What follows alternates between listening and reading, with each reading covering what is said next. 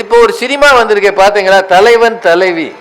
விஜய் சேதுபதியும் நித்யா மேனனும் நடிச்சிருக்காங்க. மதுரையை சுத்தியே எடுத்திருக்காங்க அந்த படம். இந்த புரோட்டா போடும்போது பார்த்துருக்கீங்களா, அந்த மாவை காலையிலே ஊற வச்சிருவாங்க.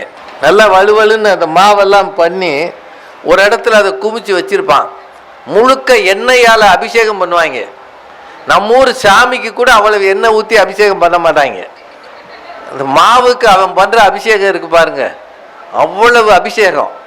அப்புறம் ஏறக்குறைய குத்துச்சண்டை பார்ட்டி மாதிரி குத்துவாங்க. அதை இந்த பக்கம் குத்துவான், இந்த பக்கம் குத்துவான், இந்த பக்கம் குத்துவான், இந்த பக்கம் குத்துவான், இப்படி குத்துவான். அந்த மாவை போட்டு பாடா படுத்தி நசுக்கி எடுப்பாங்க.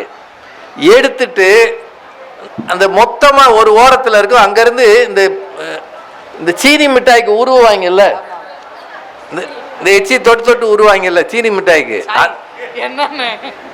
ஆமையா, இந்த மேலே தொங்கும்ல ஒரு கம்புல பம்பாய் மிட்டாயே சீனி மிட்டாய் கலராக இருக்கும் பாருங்க.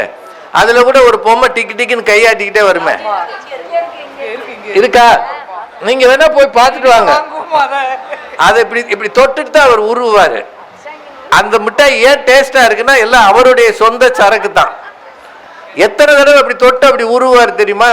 அந்த மாதிரி அதை நீல இப்படியே வால் மாதிரி இழுத்து இழுத்து இழுத்து இப்படி சின்ன சின்னதா கட் பண்ணுவாங்க.